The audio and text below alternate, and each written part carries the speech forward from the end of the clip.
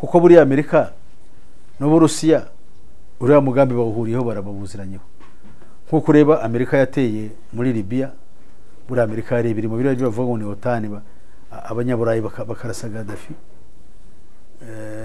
bavuga utugambo two kwiyoberanya two kuvuga ko batabishyigikiye intambara gatuyise tuyirimo Urusiya burekuye biriya bitwara bikerekeza imijyi yose yo mu Burayi burangirazuba Putin no kuvuga ngo mutegure bitwaro bya kirimbuzi iryo jambo kurivuga ubwaryo. Turabasuje kandi tubifurije ibihe byiza nshuti mukurikiye gahunda za Primo Media Rwanda, twizere ko aho muherereye muri amahoro. Turi kumwe na Pastor Peter Musisi. Pastor bakomeye cyane. Ya turashima shima Imana ku bwanyu, bashimira n'umurimo mukora mu rwego rwo kwamamaza ibitekerezo bamwe kugenda ba exchanging of ideas and knowledge, abantu bamwe bagakura ibitekerezo n'ubumenyi ku bintu cyane cyane kandi bibareba no gutanga ibisobanuro ndetse n'ibisubizo tubona nk'uko tujya tubikora, yuko tuba dushaka yuko abantu bamenye yuko Kristo Yesu ari we buhungiro bwacu.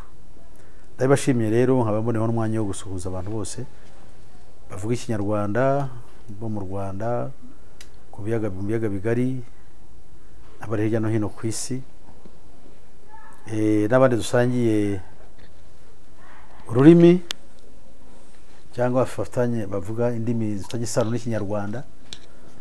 Abo ni Abarundi n'Abanyamurenge, Abarwandafone muri Kongo n'abo muri Uganda, hamwe n'abantu bacu babahana bahangaza n'andi moko muri Tanzania. Hari n'abandi bambwiye yuko ari Abagesera, so rero ubwo simbizi abo b'Abagesera nabo turabashuhuje aho bari gose Gesera n'imbazi, ariko ubwo nabo bariyizi barabisabye ngo nyambasuhuza. So rero ubwo mwese ndabashuje kandi ndabakunda, murakoze. Pastor, hashize igihe rero tuganira ku buhanuzi na politike. Kuri inshuro politike y'isi iri kuvuga cyane ku ntambara y'Uburusiya na Ukraine, ibihugu bimwe biti NATO cyangwa umuryango wo gutabarana uhuriwe hagati y'ibihugu by'Uburayi n'ibihugu bya Amerika. NATO rwose ishobora kuza muri iyi ntambara, abandi bati abanyamerika bashobora kohereza abasirikare muri Ukraine kurwanya n'Uburusiya.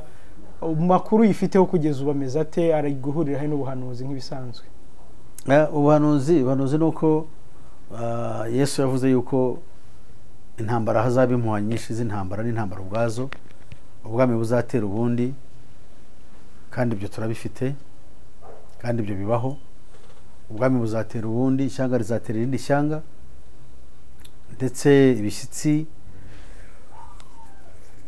hamwe n'inzara nabyo birakomeje kwigaragaza hirya no hino ku isi.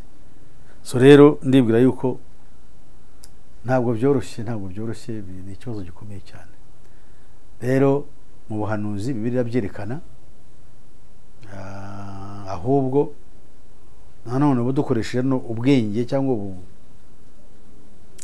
cyo twita stigmatized knowledge, ubumenyi bwahishuwe cyangwa se ubumenyi busuzugurwa, ubwo tubishyira ahagaragara tugaragaza ibijyanye n'impamvu za ziriya ntambara n'ibyo tugomba gutegereza.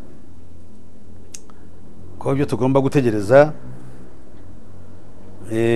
biri muri gahunda ya Illuminati tegeka isi, Illuminati n'umuryango utegeka isi uhuriweho n'imiryango myinshi ikorera mu ibanga.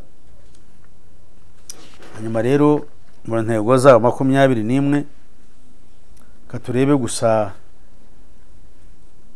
intego ya 11 iravuga ngo to keep people everywhere from deciding their own destinies by means of one created crisis after another and then managing such a crisis. This should confuse and demoralize the population to the extent where, faced with too many choices, apathy on a massive scale will result. In the case of the US, an agency for crisis management is already in place. It is called the Federal Emergency Management Agency, whose existence I first mentioned in 1980. Turabona yuko hari gahunda yo kugenda ibihugu byinshi bihura n'akaga ko kugenda bakiriya ibintu by'ivururu n'imidugararo, hanyuma rero bakaribo biga uburyo ibyo bazabikora bagamije kugira ngo basenye ibihugu bitakaza ubwigenge n'ubushobozi bwo kubaho, hanyuma bituma abantu benshi biheba bahebera urwaje. Niyo mpamvu rero tugomba kumva yuko ibiriho bikorwa biri mu mugambi wo gusenya isi hagamijwe wa mugambi wo gushyiraho leta imwe itegeka isi. Aho ni mu buhanuzi, hanyuma aho ni muri gahunda y'umuteguro wo gushyiraho leta imwe. Hanyuma kugeza ubu ibyo ubona ni uko Amerika ishobora kujya muri Ukraine kurwana? Oya, ntabwo byakunda, yabijya kurwana site, kuko buri Amerika n'Uburusiya uriya mugambi bawuhuriyeho barababuziranyeho. Nkuko ureba Amerika yateye muri Libya, buri Amerika yari biri mu biro byo bavuga ngo ni OTAN, abanyaburayi bakarasa Gaddafi, bavuga utugambo two kwiyoberanya, two kuvuga ko batabishyigikiye, ariko ntacyo bakoze. Abanyaburayi ari amabombe, buriya bwoko bw'amabombe basutse kuri Ukraine, muri Afghanistan Amerika yarabikoresheje. Ari amabombe bita ngo ni thermobaric bombs cyangwa se weapon system. Biriya byo bakubita bikaba byafata ikibanza kindi kingana n'ikibuga cy'umupira, abantu baraho bose bagashira. Ibyo barabikoze, nawe izo ntwaro barazifite, ariko ntabwo bashobora kuvuga ngo uko bazi baravose nose moral legitimacy bafite niyi cyangwa moral authority yo kuvuga ngo mwebwe murakora ibi usibye ko bakinira ku bwonko bwacu bose kuba barabikoresheje ahandi abantu ntibasakuze.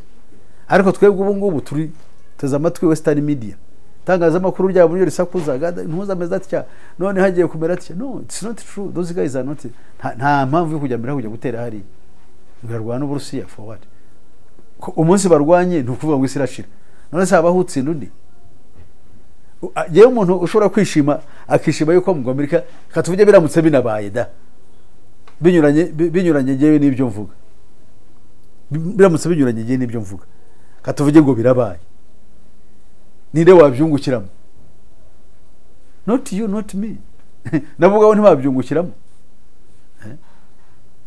Ziriya ntwaro ziriho bari abagabo bahawe na Satani ko n'abadayimoni bazibahaye, ziriho gusa gutera abantu ubwoba ngo ibihugu byose byo kwisi bipfukame bitinye bariya abantu, kuko nibikoreshwa bizakoreshwa isi irangire.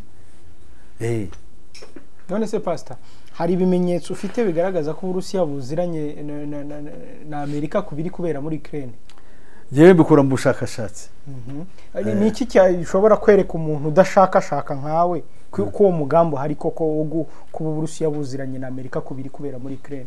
Wenda tuvuge ko hari umuntu udashaka ko umuntu usanzwe na mwankingi. Yego, namubwira nti intambara zose ziba ku isi bari abantu zirwana, wari wabona bagize ubwo barwanye bo ubwabo bakoresha ibita proxy wars.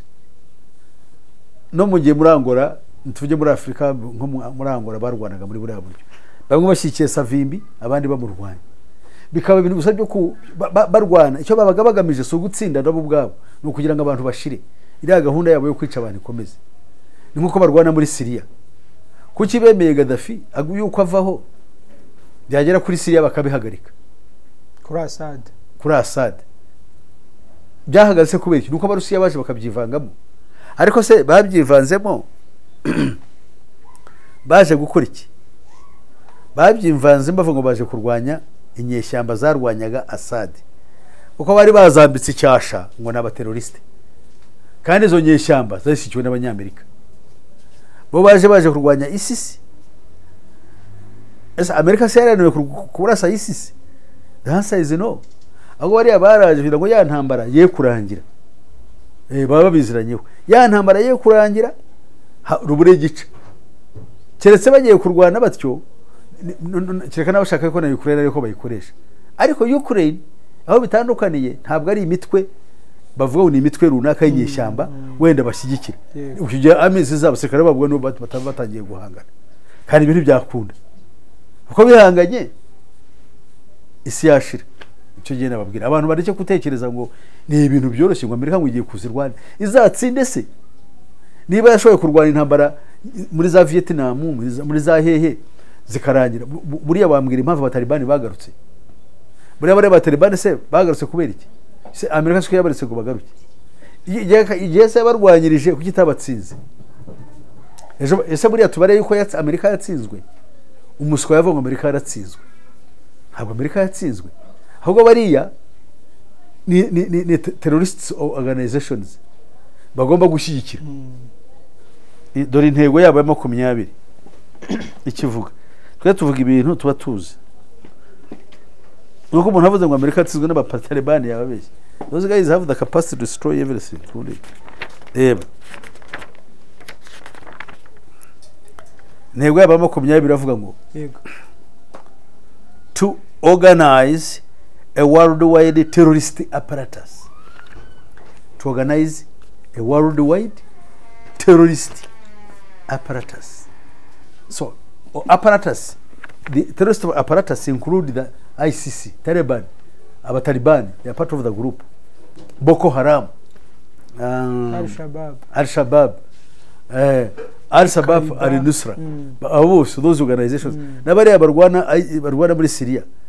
Both those organizations, they are terrorist organizations. Ariko zifite cause. Their cause is Islam. Barashaka gushyiraho nta muntu rwanda dafite cyabwira abantu. Barashaka ubusiramu. None se ijambo Boko Haram rivuze iki? Boko ni umuco w'abanyaburayi, Haram utemewe niwo barwanya. Bo baravuga yuko umuco utandukanye na Islam ukwiriye kurwanwa ku buryo bugaragara kuko uri satanique. So abantu barabyumva bakabijyamo, and they have got a lot of money. Ubu se ADF, they are financed.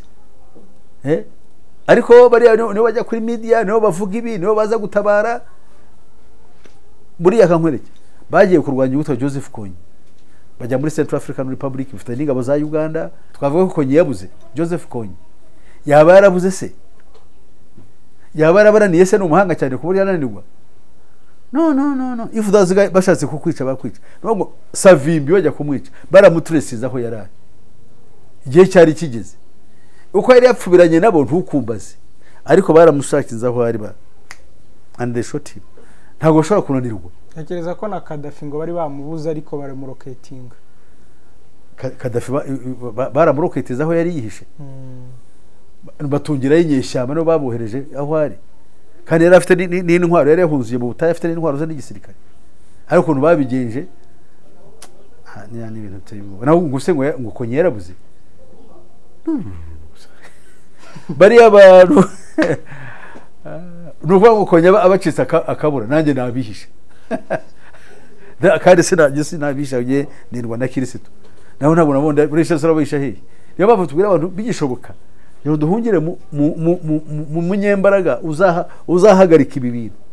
Ko Bibiliya yavuga ngo ku ngoma zabo bami Imana izibuka ubundi bwami butazakumva. Ko abami ntaho uzabakura. Ku ngoma zabo bami ntabwo ari umwami zabo bami.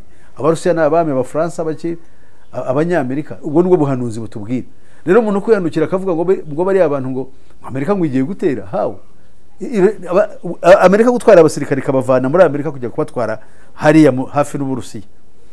Byabatwarira nk'amezi nk'abiri. Gutwara igisirikare gishobora kugera haje gahangana n'Abanyamerika ntuza. Kuko mugomba gutwara at least nka divisions nk'eshatu.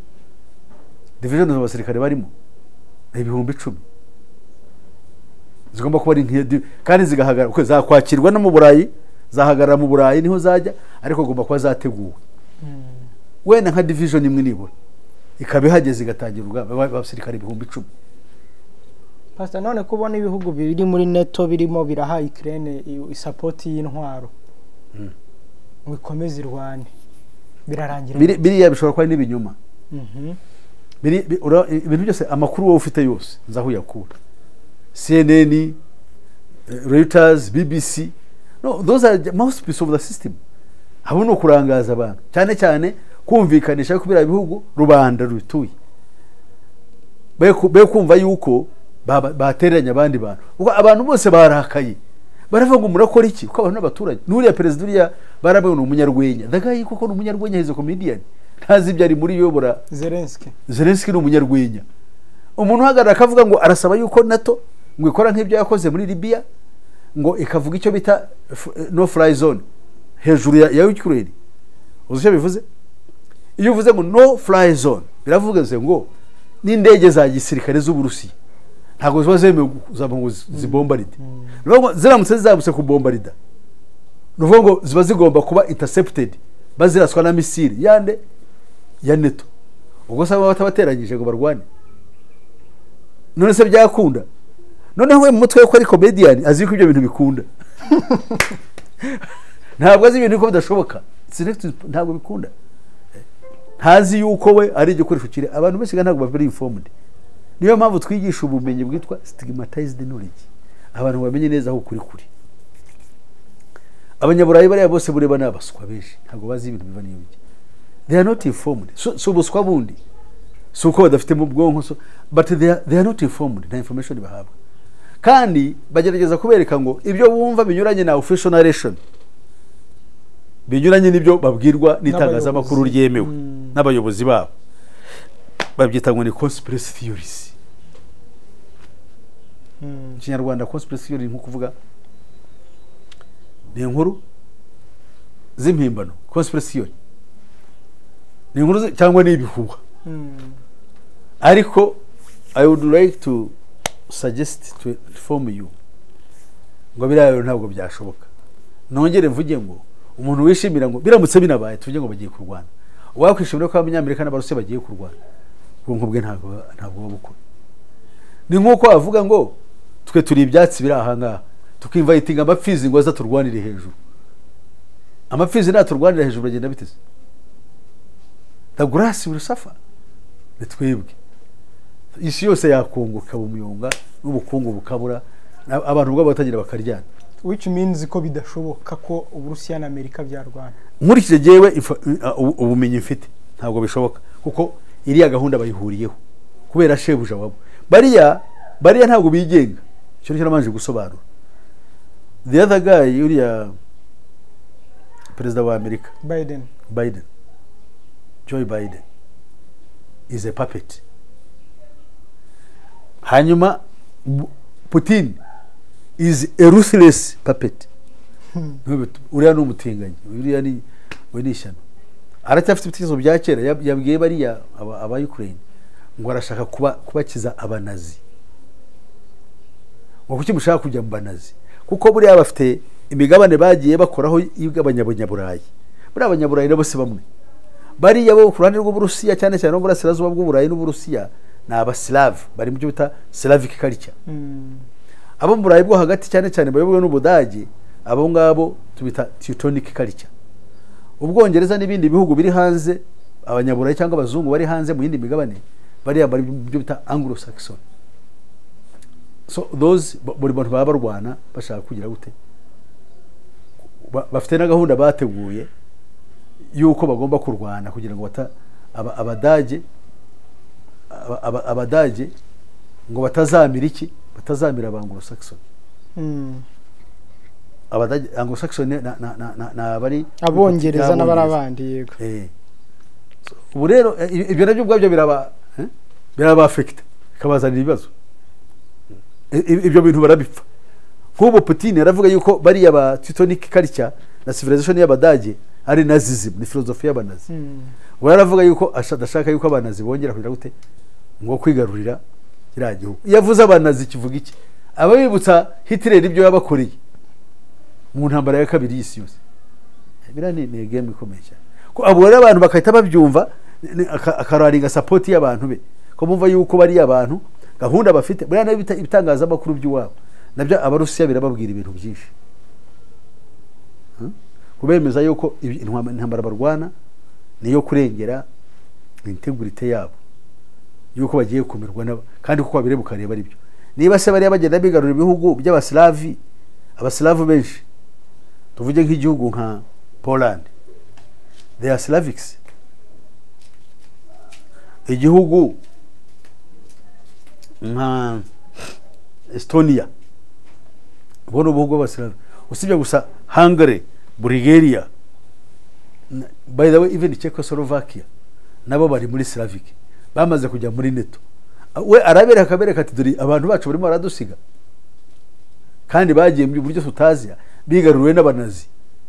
Ubwo rero akaba yavuga ati no ntabwo dukunda, cyane cyane ko amasezerano bafite nuko ibihugu byahoze biri muri Soviet Union nta na kimwe gikwiriye kujya kwifatanya na NATO. Ko biba bikomeye, babona n'amabanga yabo n'ibiki byose ko bari abahoze ari bamwe. Ubwo sibyo nabyo ntibabiziranyeho nk'uko batubwiye uti ibi byose baba babiziranyeho. Ubwo ndabwira official narrative ko babwira abaturage. Yego. Baravuga bariya bazatumenya kandi batuzanira ibibazo. Iyo ni that's the story for the public. Nibyo babwira abantu. Ariko initially ibyo bafitanye mu mitima yabo. Hari umuzungu yarapfuye bamwitaga, yari n'umudage w'umusaza. No yari umunyamerika ariko yari umuyahudi. Ko ari abayahudi bazi ibintu byinshi. Bafite ibintu byo bita ngo ni the protocols of land elders of Zion. Yateguye bimwe byose byo tureba. We rero yari abizi. Ibyo byose byo tureba barabiteguye, nabo bateguye zino ntambara babaga babizi. Bakabireba ukajya ngo n'abahanuzi, ariko ari ibintu bapanze. Yaravuze ngo bamutaga Myron Fagan. Yaravuze ngo bariya ba CIA na KGB, biriya bigo by'ubutasi by'Amerika n'Uburusiya, harugo barahura bakinywera ka cyayi, bakaza ngo baratatundi akamutata kamubana information, bakajya niyo cyo kuza rero guhura bakanywa ka cyayi bishima bavuga ati twarabemeje, je nakoze ibi iwacu bazi ibi, Republic tubafite babazi ibi, namwe abanyu mwababesha ibi. Barangiza bagahana mukono w'ikiganza buri muntu agasubira uko ndo akajya mu mirimo. So you find that ni ngombwa yuko abantu babyumva, bizatwara igihe, ariko abantu gihe hari abantu bazagira bakumva bakava mu bujiji. Ubu se hari abari kuvuga bati ibi bintu bigiye kuba intambara y'isi, Putin yamaze ngo kubwira ingabo ze kwitegura gukoresha nuclear weapons. Birashoboka ko yazikoresha, ahubwo se intambara gatatu y'isi irashoboka? None se yazikoresha se for what? Habaye iki se? Orode arimwa agiye Kiev ishobora kuba yayifashe, natayifata uyu munsi azayifata ejo, kuko ubu ngo yafashe arimo arabwira abaturage ngo basohoke. Siko bimeze se ubu ngubu. Yego. Ntamara gusohoka se nka za Mariupol barimo barahunga, yabahaye inzira ngo bavemo. So the final assault nuguhita yinjiramo ko araba atakivuga ngo harimo abantu cyangwa harimo iki. Has got the capacity to destroy those things. Bariya bari disparate, ariko baracyavuga bafashwe na Western media kumeza kubishya abantu kugira ngo abarubanda rwumve rw'abaturage bavuge ko leta zacu zirakora rwose, ziritanga, baratanga amafaranga no ahubwo namusha abanyamerika barimo bavoting, bakora voting ngo bongera amadolari menshi yo gufasha bariya abantu bahunga. Uko bimeze Amerika ntabwo igibura amafaranga, ihora mu myenda. Bayiha amafaranga Illuminati kandika yuko bazabishyura, bakagenda bakohereza ayo mafaranga bagiye gufasha bariya mpunzi muri Poland. Ahubwo ababira bihugu bibakira bagenda bo kongera kurya. Aho bariya abantu ntabwo bazahunga bajye gucumbikirwa makambi, oya barabakira bakabaha za kadi bakajya bakishakira ubuzima, kuba bagacuruza, bakashaka akazi, bakora ibintu byose. So bazafite amafaranga, ko barateganya yuko abantu bagera kuri miliyoni bashobora kuzahunga, shona kurenga zikajya miliyoni 2. Oya nawe zembo namaze guhunga 1,200,000 miliyoni. Ariko urumva hazahunga bo mu miji, umujyi nka Kiev ufite abantu miliyoni 2. So urumva bose bashobora guhunga, bose bakagenda. Intambara gatatu y'isi nishoboka. Intambara gatatu y'isi tuyirimo, ariko se muri sense abantu batekereza, kuko abazi yuko ibihugu byakongera biriya bikomeye bikagabirana bikarwana. Zira ntambara kankwe nk'urugero, ubu cyatumye intambara ya kabiri y'isi irangira ni intwaro zasutse kuri Japan ahitwa Hiroshima na Nagasaki. Ari Amerika ibarasheho. Zira ntambara rero z'Abarusiya n'Abanyamerika bafite ubu ngubu zirangana uburemere. Gufata iriya bombe yajugunywe kuri Nagasaki cyangwa kuri Hiroshima ukayikuba inshuro 2,000. N'umutekereza ubwo buremere busutswe ku mujyi umwe nka New York uwigweho byaba birangiye, kandi kiriya kimwe kiriya gihagurutse gitya cyo gitse ubushobozi bwo gusiba umujyi wose ukarangira. N'ikindi nuko Urusiya burekuye biriya bitwaro bikerekeza imijyi yose yo mu Burayi bw'Uburengerazuba, umunsi umwe yose yasibama, nta buzima bwaba bugihari. Ubwo rero ntibazakubise umuntu apfa gusa guterura atyo, kandi mu gihe bikozwe gufata Putin no kuvuga ngo mutegure bitwaro bya kirimbuzi, iryo jambo kurivuga ubwaryo nuko yaraziranye na bagenzi be bazi yuko atabirekura. Ahubwo bivuze iki? Ni ugutera ibwoba abanyaburayi no guhishema Abarusiya. Abanyaburayi bahirwa ati no turashize, noneho bikademoralizinga n'abantu bo muri hehe, bo muri Ukraine ubwabo, ko nabo badashobora kuba bagira bate intwaro zigiye ziraje, turakora iki? Noneho abanyaburayi nabo kugira ngo bahagurike bavuge ngo turase cyangwa dukora ikindi, bakavuga murumva mugabo twavoid nuclear catastrophe, ntabwo twari tujya ku rugamba n'uriya muntu, ahubwo turebe ubundi buryo dukoreshe ibintu byamugusha ubukungu. Ariko so bamugusha mu bukungu ari ubaha ibyo kurya, ariko abantu ntabwo bacyumva. Ubundi Uburusiya nibwo bufeedinga the whole of Western Europe as far as cereal foods, tuvuge nka ingano, yes, cyane ingano, nibo baha ingano, nibo baha even Egypt, nibo baha ingano. Naratangaye, you know. Noneho ahandi bashobora kwikura wenda haboneka ingano ni nko muri Argentina, muri Amerika y'Epfo, kuko nabo nibo bafeedinga abanyaburayi, nibo baha amashanyarazi, nibo baha gas, nibo baha coal n'intuza ni nyiramugenge. Noneho itangazamakuru ntabwo rishobora kuvuga ibibazo biri mu Burayi, ahubwo rivuga ibibazo biri mu Burusiya. Ngo Abarusiya robo yaguye, Abarusiya akazi, ngo amafaranga yabo mu banki babafatiye ibihano, kandi ibyo ntibaba bavuga ni ku munwa, ni ku munwa, ntabwo practically ntabwo ushobora kuvuga ngo wabishobora ngapo kabibona. None Pastor, duhe amaherezo y'intambara agiye kuba yahe? Amaherezo y'intambara ntabwo ntuzongera gusubira uko bimeze, kuko intambara gatatu y'isi yaratangiye, nani mbikubwiye. Kandi intambara gatatu y'isi yose ni iyicarubozo, ntabwo ari ikubitirangiza, ni iyicarubozo. Ni ukuvuga ngo ubuse Afghanistan yarakize, ubuse Libya yarakize, ubuse Iraq, Somalia, byose ntabwo ni ukugenda abantu bapfa, haza akababaro kameze kuri ku isi yose. Noneho Uburusiya bushobora gufata, nkuko mbibona, bushobora gufata Ukraine. Gufata Ukraine icyo bazakora ni ugushyiraho a brutal regime, ni ugushyiraho ubutegetsi bw'igihugu gikomeye cyane, kuko abaturage barababaye. Kubera ko Ukraine ifite bw'igitugu, kandi ubutegetsi bw'igitugu zabuyobowe n'abaki, n'Abakureye, n'abanya-Ukraine, ariko babaki b'Abarusiya. Yes, kuko urabizi yuko bahari benshi. Icyo gihe bazahabwa imirimo ikomeye, harimo nk'ubutasi, igisirikare, ba commanders b'igisirikare bakomeye, n'ubushobozi bukomeye, noneho n'abayobozi.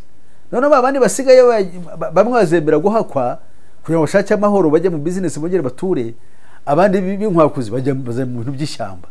Nibajya mu ishyamba, ubwo urumva ubutegetsi buzaba buriho buzaba bufite ikibazo cyo gukontorora abantu batabushaka, kandi abantu batabushaka bafite n'imbunda, bakorana biriya bya petrol bomb, ngo batangiye kubigisha gukora ziriya za bombe za essence. Mvuga abantu bazatangira kuba kwigomeka, nibigomeka rero, kubera ko bigomeka ku gihugu kiri rusirisi, abantu benshi bazapfa. Ariko kandi n'Uburusiya nabwo buzagira ikibazo cyo kurwana n'abaturage kugira ngo kibakandamize, kibageze kuri urwo rukumva. Ubuhunzi buzaba bwinshi, bazahunga bajya mu Burayi. Nibagera mu Burayi, ubwo bafite biriya ibihugu by'Uburayi nka Bulgaria, nka Hungary, nka Poland, hari ubwo byazashobora kujya bitraining inyeshyamba no kubaha intwaro ngo basubire inyuma bajye kurasa bajye kurasa muri Ukraine. Byumvikane ko icyo gihe Ukraine kuzaba ari igihugu cyigenga, izajya nayo ireba ukuntu ishotora ibyo bihugu. None urumva ni Ukraine, ntabwo ari Uburusiya, ni igihugu cyigenga.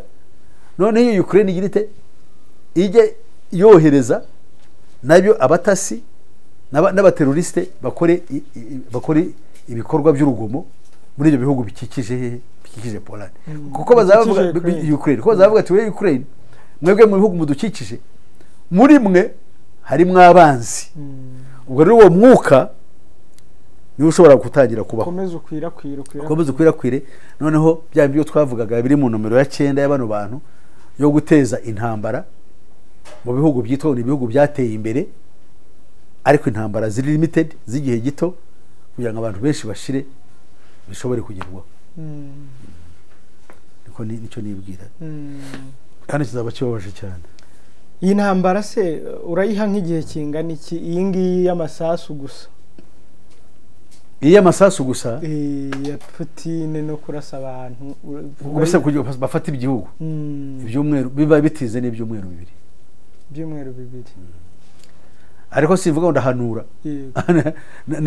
niko ntekereza ibyumweru bibiri n'ubu ntamaze today uyu munsi ni tariki ya 12 uyu munsi ni intambara yo ku munsi wa 12 ubwo byumweru bibiri bya bivuze nyuma y'indi minsi 14 cyangwa bya minsi 14 yego uhereye none ya nuva sinzi ko byarenze iminsi 14 iyo ntambara ikomeje uri kubona ingaruka irimo iragira twumvikane neza 14 ni ukuvuga ngo intambara yaba ni yindi yo gufata ubutegetsi no gufata imijyi bukontorora ubutegetsi bwa Ukraine kubuvanaho ariko noneho yindi mvuga yicara ubuzizati n'igihe cyose iyo ntabwo wayihigiye kuko irateganyijwe kuzabaho mu bwa buryo ni nayo mpamvu buriya no gusenya Repubulika Zunze Ubumwe z'Abasovieti niyo cyari kigamijwe none se ubutwa Gorbachev yabikoreye iki? Gorbachev niwe wabikoze ariko numpango wose iyi ntambara kugira ngo ikomere mu Burayi n'ahandi twabikora dute biguwo umushinga none se hari habaye Gorbachev ntabwo nta ntambara yabaye ntabwo ubukungu bwari bwaguye yabaye nk'uwasaze aravuga ati ajya kugobora aravuga ati tugomba guhindura imikorere ndetse kuri n'abarusiya benshi barababaye n'abantu benshi barababaye communism hitigwa arabo ntabwo dushaka confrontation ngo turashaka cooperation ayo n'amagambo ginumviye yivugira giye n'amatwi ya we want cooperation not confrontation ahera ko aravuga ati biriya bihugu byari mu Burayi byari bishuditse n'Uburusiya bw'Abasoviete bababwira ngo bwihitire icyo bashaka gukora nguko uko Ubudage bw'Uburasirazuba bwaje guhuzwa n'ubwo burengerazuba cya gikuta cyabagabanyaga baragisenya abantu bari rukanka barishima barongera barahura kibe igihugu kimwe ibihugu nka Poland bihitamo kwigenga no gufata kudesida kujya gufatanya kujya muri OTAN ibihugu nka Hungary nka Bulgaria bijyamo ariko ibihugu byahoze biri muri Repubulika Zunze Ubumwe z'Abasovieti biri part of the union baravuga ngo ibyo bihugu ntabwo bikwiriye kujya muri OTAN ariko biranyara bimwe bigiye urugero ni nka buhugu nka Estonia ariko ubwo n'ubuhugu butoye ubuhugu gira ngo na za Belarus ntabwo yagiye hariyo Estonia hariyo na yego kuko Uburusiya buri gukoresha bimwe mu bice bya Belarus butera muri Ukraine yes burashaka ko rero na Ukraine ari kwemera yego Pastor mu rwego rw'ubukungu rero iyi ntambara iraza gusiga ishenyi iki ku isi hose mwavuze ko intambara buriya intambara aho yabaye apart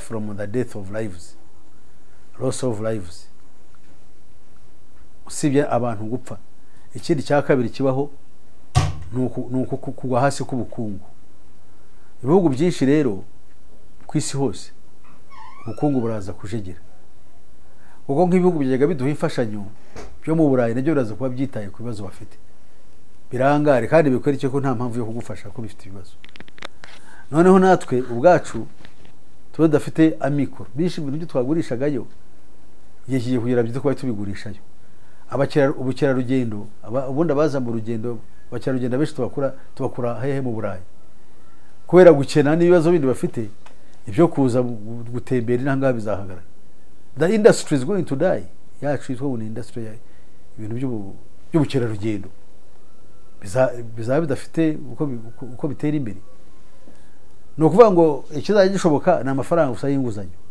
ya World Bank kuko ya mafaranga yari afite impapuro, kandi ibyo bazabiduha biduhe n'abandi. Kuko yaduhaye amafaranga ni enslavement, kuko wowe baguha umwenda kandi udafite ikintu uzishyura. Uno se wishyura iki? Wishyura kubera ibyo ugurisha, kubera services utanga. Ukerarugendo amafaranga yavuyemo mwafite amadolari nk'aya mukishyura umwenda, none ntacyo mwishyura. Muzajya mufata World Bank loans mutazishyura, kandi bazajya bababeshya bati muzazishyura long term what? Long term loans. Nibarangiza nyuma y'umwaka bakwerekeye ko unaniwe kwishyura cyangwa ibiri, kuko interest rate irazamuka, bazatwara iki? Ni ugutwara ubutaka. Iyo niyo masezerano ahari, icyo bita the wilderness, third of the world land mass, ngo igizwe ngo na wilderness. Wilderness ni amashyamba cyangwa ibidaturwa byinshi. Ibyo rero byanya bazabyigarurira. Uzasanga ibihugu bakubwira ngo bajanga bashoramari batwaye aha, batwaye igikongoro yose ngo nishoramari, kandi bamaze kuhagura bahajyanye. Cyane cyane kano karere kacu k'ibiyaga bigari gafite ibibazo bikomeye. Hariya za Murenge, iriya misozi yose ya Minembwe na Buvira, abayituye hari umuntu wabwiye umuntu umwe ukozi w'Imana, umupasitori yagiye baramubwira ati, umuntu arambaza ati iwanyu ni hehe muri Afurika? Undi ati muri Kongo yihe? Kongo Kinshasa. Atahagana hese mutuye? Aramubwira ati ni imisozi myiza cyane ya Buvira iri hafi na Tanganyika. Ati naho ukomoka? Undi ati sore bamba, ati kabisa, ati aho ngaho ntuziri gusubirayo ko barahaguze. Ubwo rero baba barahaguze. Niyo mpamvu rero abantu baricana ntibamenye ibyo bapfira, bakibwira ngo ni ikindi. Ni ukugira ngo abantu bapfe batoroke bahunge, bazabone hariya ukuntu bahigarurira. Nizo mpamvu ziriya ntambara zihari, ziri muri Fizi n'ahandi hose. Kubera ni ahantu heza cyane bakunda. Ni Kivu y'Amajyaruguru za Masisi, kubera naho nta muntu uzahatura. Pastor urakoze cyane. Imana ibaho umugisha. Reka wenda mbwire abadukurikira, banshakira ibibazo, ibintu mvuze hari abashaka kumbaza, batelefona kuri 0788506076. Hanyuma hakabaho n'abandi bari muri diaspora bashyiraho ko guteranya, bagashyiraho 250, bagashyiraho 788506076. Icyitonderwa, hari urubuga none maze iminsi batangariza rwa Pastor Peter Musisi official, amatanga inyigisho 3 twatangiye kwigisha ubuhanuzi bwa Bibiliya, kuko twasanze abanyarwanda benshi bari mu bukirisitu batazi ubuhanuzi. Twashyizeho gahunda yo kubigisha igitabo cy'ubuhanuzi, ibitabo by'ubuhanuzi, ubuhanuzi bwa Bibiliya. Buno ubuhanuzi bw'abapfumu bwatwaye abantu benshi kandi buroreka imbaga. Abandi bagerageza kuvuga ubuhanuzi ntabifashisha umwuka ngo w'ubuhanuzi, twibwira yuko ari umwuka w'ubuyobe. Twatangiye rero gahunda yo kwigisha iyo ibitabo bya Bibiliya by'ubuhanuzi, turabasaba rero ngo mwiyandikishe muri benshi. Ikindi twigisha systematized knowledge, aribwo bumenyi bwahinyuwe tubigisha, tubabwire mwe ibingibi. Imana ribaho umugisha, mwiyandikishe muri benshi. Murakoze. Nibere ko twasenga. Mana yacu komeye, iyo tuvuze urabyumvise, ukomeresha imbabazi zawe n'urukundo rwawe, kandi abantu bandi babimenya bahungire muri Kristo. Niwe tubabwira yuko ari we nzira y'ukuri n'ubugingo. Nuko rero shimwe ko yemeye kubikora kubwa Kristo Yesu umwana wacu. Amen.